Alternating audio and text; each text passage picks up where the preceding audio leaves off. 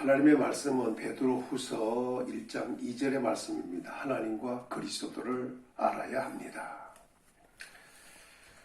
오늘 우리가 하나님과 예수 그리스도를 안다는 것이 얼마나 중요한 것인가, 또 중요한 것은 우리가 하나님을 정말 알고 있는가. 하나님을 안다면, 예수님을 안다면 하나님을 섬기게 될 것이고 예수 그리스도를 믿게 될 것입니다. 야고보서 2장 19절에 보면 하나님이 한 분인 줄 믿느냐, 잘하는도다 귀신도 믿고 뜨느니라고도 말씀을 했습니다. 귀신도 믿고 뜨는 하나님, 오늘 우리가 하나님을 몰라서 되겠습니까? 그러니까 하나님도 알고 우리를 구원하신 예수 그리스도도 안다는 것이 굉장히 중요합니다. 오늘은 좀 부분적으로 하나님을 알고 예수님을 아는 것이 어떤 것인가, 어떻게 알아야 되는가를 좀 설명해 보도록 하겠습니다. 첫째는 하나님을 알아야 합니다. 베드로후서 1장 2절에 하나님과 그러더니 알므로 은혜와 평강이 너희에게 더욱 많을지어다. 이렇게 베드로가 편지하면서 말을 했습니다.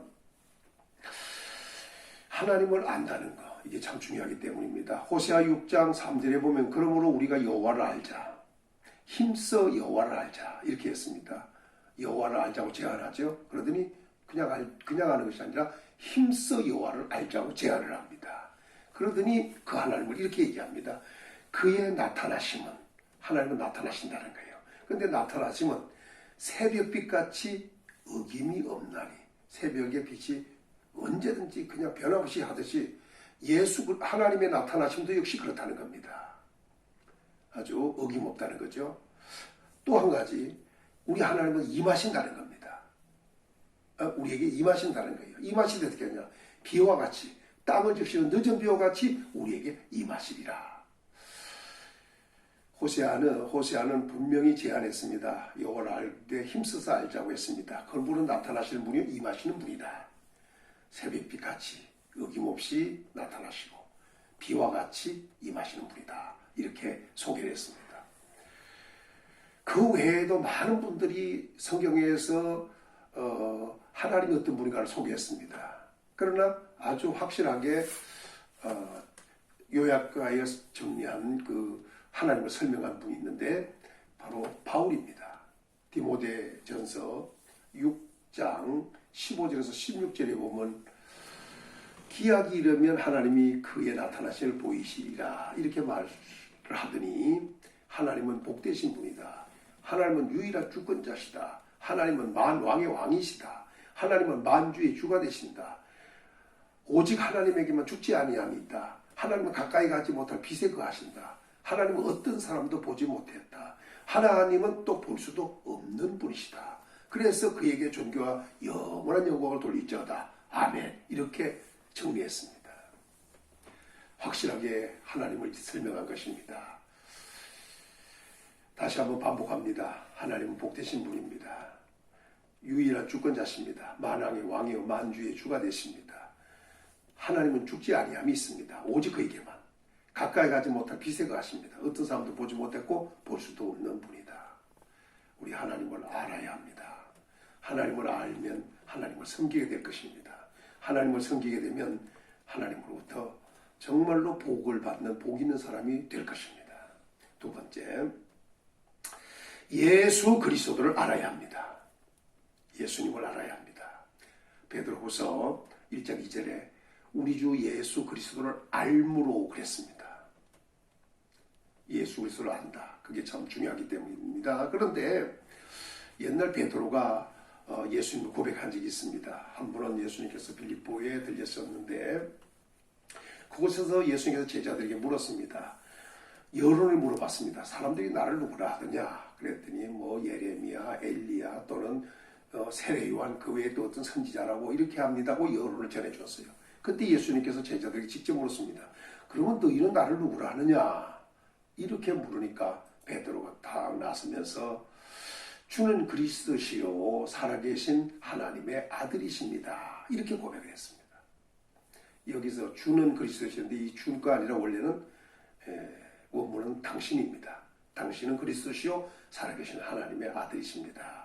이렇게 말을 했습니다. 이렇게 대답을 했을 때 예수님께서 듣고는 바요나 시모나 내가 복이 있도다. 이렇게 말씀을 했어요. 이렇게 너를 알게 한 분은 혈육이 아니라 피와 살이 아니라 하늘에 계신 내 아버지이시니라고 말씀해 주었어요.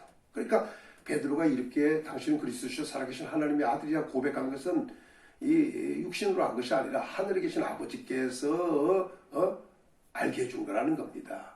이게 뭐냐? 계시적 고백입니다.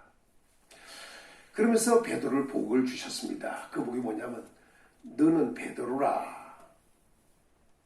내가 이 반석 위에 교회를 세우리니 음부의 권세가 이기지 못하리라. 베드로라는 뜻은 바로 반석이라는 말인데 그 위에 교회를 세운다는 겁니다. 그 교회는 음부의 권세가 이기지 못한다는 겁니다. 여기 이 교회는 보이는 유형의 교회를 말한 것이 아니라 베드로라고 하는 바른 신앙을 고백한 그 사람에게 세워지는 교회를 얘기하는 겁니다. 곧 음부의 권세를 이기지 못한다. 그러면서 또 한 가지 주셨습니다. 천국 열쇠를 내게 주겠다. 내가 땅에서 무엇이든지 매면 하늘에서도 매일 것이요 땅에서 풀면 무엇이든지 풀릴 것이다. 만능입니다. 예? 땅에서 매면 매이고 하늘에서 땅에서 풀면 풀린다는 거예요. 천국 열쇠라는 겁니다. 이 열쇠를 베드로에게 예수님이 주신다고 했습니다. 그래서 베드로는 결국은 이름의 복도 받았고 바른 신앙 고백으로 음부의 권세가 이기지 못하는 교회가 세워지는 이런 베드로에게 세워진 교회입니다. 그러니까 결국은 음부의 권세가 이기지 못하는 교회, 이 교회가 세워진 겁니다. 그리고 천국 열쇠를 얻었습니다. 이게 베드로가 예수 그리스도를 고백했을 때 예수님이 주신 이 복입니다. 물론 하나님께서 알게 한 것이었지만 베드로는 바른 신앙을 고백했습니다. 예수님은 육신을 입고 이 땅에 오셨습니다. 고난을 받으셨습니다. 십자가에 못 박혀 죽으셨습니다. 사흘 만에 부활하셨습니다. 성천하셨습니다. 그리고 그 예수님의 영은 우리 마음 가운데 오셔서 우리로 하여금 하나님을 아버지라 부르게도 해주셨습니다. 예수님은 영광 가운데 다시 재림할 것입니다. 오늘 이 예수 그리스도를 알고 예수 그리스도 안에서 복이 있기를 예수님의 이름으로 축원합니다. 또 한 가지 중요한 것은 우리는 예수 그리스도를 알기에 게으르지 않아야 합니다. 아는 정도만 아니라 알기에도 게으르지를 말아야 한다는 거예요. 베드로후서 1장 8절에 보면 이런 말합니다. 이런 것이 너희에게 있어 흡족한즉 이렇게 말했습니다. 이런 것이 너희에게 있어 흡족한즉 이 말은 뭐냐면 그리스도를 알므로 이것이 너에게 흡족한즉 이 말이죠. 그러면서 너희로 우리 주 예수 그리스도를 알기에 게으르지 않고 우리가 예수 그리스도를 아는 것이 흡족해야 돼요. 그리고 그 아는 일에 게으르지를 말아야 됩니다. 알려고 아주 부지런해야 된다는 거죠. 그래서 열매 없는 자가 되지 않게 하려 함이라. 이게 뭐냐면 열매 있는 자가 되라는 거예요. 예?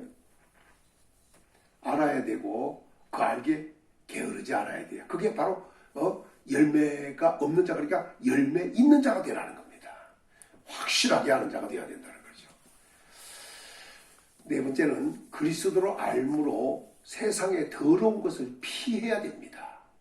베드로후서 2장 20절에 보면 만일 그들이 우리 주 되신 구주 예수 그리스도를 알므로 세상의 더러운 것을 피한 후에 다시 그 중에 얽매이고 지면 그 나중 형편이 처음보다 더 심하리니 라고 했습니다. 예수님은 우리 주 되신 분이십니다. 구주 예수 그리스도십니다. 그분을 알므로 세상의 더러운 것을 피해야 됩니다. 세상의 더러운 것을 피해야 됩니다. 그럼 이제 세상의 더러운 것이 무엇인가를 좀 이따 살펴보겠습니다. 또 피한 후에 다시 얽매이면 안 됩니다. 그러면 처음 형편보다 나중 형편이 더 심하게 되기 때문입니다. 그러니까 아주 더러움을 피했으면 확실하게 피하여 거룩한 자로 바꿔줘야 된다는 얘기죠. 더러움으로 다시 돌아가면 안 된다는 겁니다. 그러면 뭐가 더러운가? 이게 이제 중요하잖아요. 이제 더러움을 피해야 되는데 피하지 않고 그대로 살 것인가? 더러움을 피하고 거룩한 자로 살 것인가? 피했다가 다시 더러움으로 갈 것인가? 계속 거룩함으로 행할 것인가? 이게 굉장히 중요합니다. 이 시편 14편 2절 3절에 보면 이런 말씀을 하고 있습니다. 여호와께서 하늘에서 인생을 굽어 살피사 지각 있어 하나님을 찾는 자가 있는가 보리한즉. 그러니까 하나님께서 하늘에서 우리 인생들을 이제 굽어 살펴보셨습니다. 그래, 왜 살펴봤냐? 지각 있는 자가 되어 하나님을 찾는 자가 있는가? 이걸 보고 싶었습니다. 그런데 다 치우쳐 함께 더러운 자가 되고 선을 행하는 자가 없으니 하나도 없더라. 시편 기자가 이렇게 아주 그냥 지적을 해버렸어요. 근데 여기서 중요한 게 뭐냐면 하나님을 우리 인생들이 지각이 있어서 하나님을 찾는 자가 있는가 보려 하신다는 거죠. 그러니까 하나님을 찾는 자가 누구야? 지각 있는 자라는 거예요. 그럼 반대로 하나님을 찾지 않는 자는 아예 지각도 없는 자라는 얘기가 되는 거죠. 또 중요한 건 이겁니다. 근데 다 치우쳐 버렸다는 거예요. 시편 기자가 보니까. 그래서 치우쳐 다 더러운 자가 되었다라는 거예요. 다 더러운 자. 이게 누구야? 인생들을 얘기하는 겁니다. 인생들을 보니까 지각에서 하나님 찾는 자고 다 더러운 자가 되었다라는 거예요. 그리고 선을 행하는 자가 하나도 없더라는 얘기예요. 이게 얼마나 절망적인 얘기를 지금 하고 있는 것인가. 그러니까 인생들이 바로 더러운 것이다. 이걸 얘기하고 있는 거예요. 또 더러운 것 중에 뭐가 더러우냐. 디도서 1장 15절에 보니까 이런 말씀을 하고 있어요. 깨끗한 자에게는 모든 것이 깨끗하나 더럽고 믿지 않는 자에게는 아무것도 깨끗한 것이 없고 오직 그의 마음과 양심이 더러운지라. 인생 자체가 더러운데 뭐가 더럽냐. 결국 들어가서 보니까 그들의 마음과 양심이 더럽더라는 거예요. 우리 인생에 있는 것입니다. 그런데 깨끗한 자는 모든 것이 있거나 더럽고 믿지 않는 자는 아무것도 깨끗한 것이 없고 더럽다는 거예요. 마음과 양심이. 오늘 우리는 인생도 깨끗한 인생이 되어야 합니다. 또 우리의 마음과 양심도 더러운 자가 아니라 깨끗한 자가 되어야 됩니다. 이 구체적으로 들어가서 그러면 이 뭐가 더러운 것이냐. 사람이 욕심대로 행하는 것이 더러운 겁니다. 결국은. 레위기 1장 20장 21절에 보면 형제의 아내를 데리고 살면 더러운 일이라 그랬습니다. 형제 아내를 데리고 살면 더러운 거라는 거예요. 자기 아내를 데리고 살아야지 형제 아내를 데리고 사니까 더러운 자로 이렇게 규정을 해버렸습니다. 그 이사야 64장 6절에 보면 이런 말씀합니다. 사람의 의 곧 우리의 의는 다 더러운 옷 같으며. 이 말은 뭐냐? 사람의 의는 다 더럽다는 거예요. 하나님의 의가 돼야 됩니다. 하나님의 의가 돼야 돼요. 예수 그리스도가 우리를 대신해 죽어주심으로 말미암아 우리는 하나님의 의가 돼요. 이 고린도후서 5장에서 말씀하고 있는 것인데, 그런데 사람들은 자기 의를 드러내려는 경우가 있어요. 그런데 그거 다 더러운 것이라고 규정을 해버렸어요. 에스겔 24장 13절에 보면 이런 말씀합니다. 너의 더러운 것들 중에 음란이 그 하나이니라. 그 더러운 것이 여러 가지가 있는데 그 중에 하나가 음행이라는 거예요. 음행에 더러운 것들이 더러운 것이 음행이라. 예. 뭐 마찬가지로 요한계시록 17장 4절에 봐도 이렇게 말합니다. 그의 음행에 더러운 것들이 가득하더라. 이건 바벨론 그 여호와 경세하는 그 바벨론의 바벨론 그 여자에 대한 얘기를 한 것입니다. 그러니까 음행에 더러운 것들, 그게 결국 음행이 더러운 것이다. 이 말을 하고 있는 거죠. 사도행전 15장 20절에 보면 우상이 더러운 것이라는 겁니다. 우상. 사람들은 우상 숭배를 많이 합니다. 뭐 나무로 되고 또 쇠로 되고 이런 것들을 깎아가지고 또 만들어서 조각을 해서 그것들을 신으로 섬기는 사람들이 많은데, 어떤 경우는 뭐 해와 달과 별들도 어떤 짐승의 형상들도 바다에 있는 거, 하늘에 있는 거, 뭐 이런 것들을 만들어 놓고 우상 숭배하고 있는데, 이것들은 다 더러운 것들이라는 겁니다. 마태복음 23장 27절에 보면 외식하는 행위를 더러운 것으로 묘사했습니다.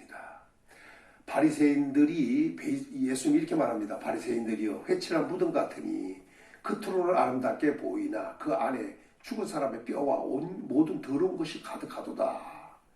그러니까 외식하는 그 행위를 우리 주님은 더럽게 본 겁니다. 보기에는 아주 그게 회칠한 무덤같이 아름답게 겉은 깨끗해 보이지만 속은 더럽다라는 게 더러운 거예요. 더러운 게 가득한 게 꼭 무덤과 같다는 거죠. 베드로후서 2장 10절에는 육체를 따라 저 더러운 정욕 가운데서라는 말을 했어요. 그러니까 뭐가 더러운 거냐? 정욕이 더러운 거라는 거예요. 이 정욕은 세상으로부터 온 것입니다. 이 정욕은 육체를 따라 더러운 정욕 가운데서 했으니 더러운 것은 정욕이다. 디모데전서 3장 8절에 보면 부정하게 이득을 취하는 것도 더러운 것으로 묘사했어요. 그래서 이렇게 말합니다. 더러운 일을 탐하지 아니하고 라고 했는데 더러운 일을 탐. 이게 바로 부정한 이득을 취하는 것. 이런 것을 말합니다. 한 가지만 더 설명한다면 마태복음 10장 1절에 보면 귀신을 갖다 더럽다고 얘기했어요. 오늘 우리는 이 더러운 귀신 쫓아야 됩니다. 더러운 귀신이 들린 사람들이 있습니다. 그 귀신에 사로잡혀 귀신과 같이 동행하고 행하는 사람들이 있는데 이런 귀신들을 우리 쫓을 수 있어야 합니다. 그리고 이 귀신들의 영향권 아래 있으면 절대로 안 된다는 얘기입니다. 디모데 그 전서 4장에 보면은 성령님께서 밝히 말씀하신 그 가운데 후일에 어떤 사람이 믿음에서 떠나 미혹해하는 영과 귀신의 가르침을 따르게 된다 이랬습니다. 우리는 이 미혹의 영이나 이 귀신은 더러운 것들입니다. 이것들을 우리는 따라서는 안 되는 겁니다. 쫓아야 됩니다. 또 멀리해야 됩니다. 요 성경에는 그리고 이 더러운 것이 이렇게 여러 가지로 언급을 했는데 한 8가지 정도를 언급을 해왔는데 이렇게 더러운 것들을 우리는 가까이 두고 또 우리가 젖으면서 거기에 물들면서 살면 안 된다는 거예요. 어떻게든 그 더러운 것은 우리는 멀리 해버려야 됩니다.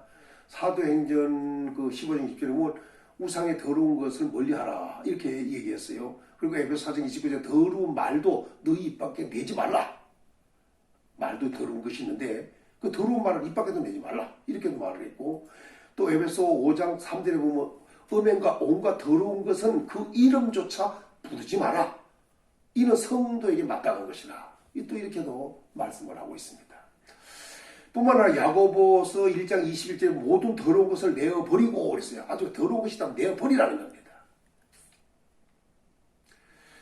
그러면서 고린도후서 7장 1절에서 확실하게 이렇게 정리해 줬습니다. 사랑하는 자들아 이 약속을 가진 우리는 하나님을 두려워하는 가운데 거룩함을 온전히 이루어 육과 영의 온갖 더러운 것에서 자신을 깨끗하게 하자 이렇게 제안을 했습니다.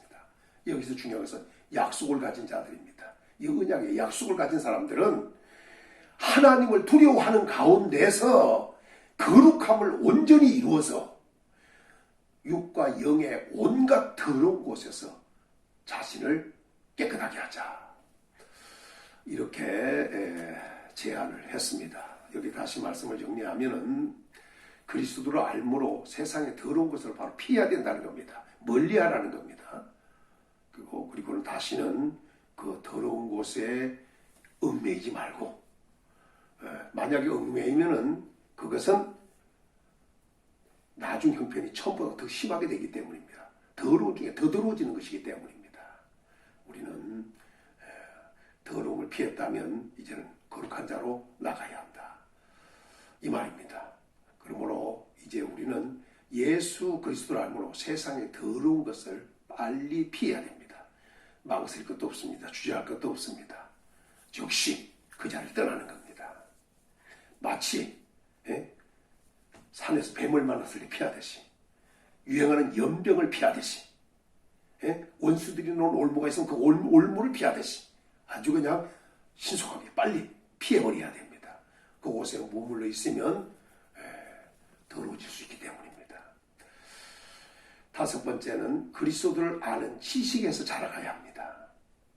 이제 우리는 신앙이 점점 자라야 되잖아요. 그냥 항상 머물러 있으면 안 됩니다. 그러니까 그래도 정상적으로 자랄 만큼 자라야 되는데 그러지 못하면 문제가 생기는 거죠. 그러니까 신앙도 자라야 합니다. 어린아이 신앙이 있으면 장성한 신앙으로 초보 있으면 완전한 것으로 아니면 가르치는 가르침 받는 자 있으면 가르치는 자로 이렇게 점점점 이게 자라야 된다 이 말입니다. 그런데 오늘 성경에서 보면 베드로후서 3장 18절에 이렇게 말합니다. 오직 우리 주 곧 구주 예수 그리스도의 은혜와 그를 아는 지식에서 자라가라. 영광의 이제와 영원한 날까지 그에게 있을지어다. 이렇게 함으로 결론을 내렸습니다. 여기서 중요한 것은 예수님은 우리의 주가 되십니다. 예수님은 우리에게 구주가 되십니다. 예수님은 우리의 모든 죄를 해결하실 분이기 때문에 저희 백성을 저희 죄에서 구원할 자라 해서 주님이 이 예수 아닙니까? 예수라는 이름도 알아야 합니다. 그리고 그분이 그리스도인 것도 알아야 합니다. 그분은 우리의 주주가 되시고 구주가 되시고 예수가 되시고 그리스도가 되십니다. 그분의 은혜가 있습니다. 그분의 은혜를 아는 데서 자라가야 됩니다. 또 들어가서 그를 아는 지식에서 자라가야 됩니다. 다시 말하면 신앙이 무식한 신앙이 되어서는 안 된다는 거예요. 무지한 신앙이 되어서는 안 된다는 거예요. 은혜도 알고 그분도 잘 알아서 그분의 은혜, 그분에 대해서 너무 잘 알아서 그런 가운데 자라간다면 바로 지적의를 갖춘 정상적인 그리스도인이 된다는 말입니다.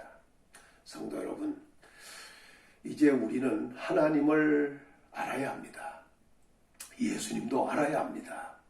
예수님을 알게 게으르지도 않아야 됩니다. 또 알면서 흡족해야 됩니다. 그리고 그리스도를 알면 세상의 더러운 것을 빨리 피해야 됩니다. 그리고 그리스도를 아는 그 은혜와 그리스도의 은혜와 그리스도를 아는 그 지식 속에서 자라가야겠습니다. 하나님과 그리스도를 아는 은혜가 있는 성도들 되어지기를 예수님의 이름으로 축원합니다.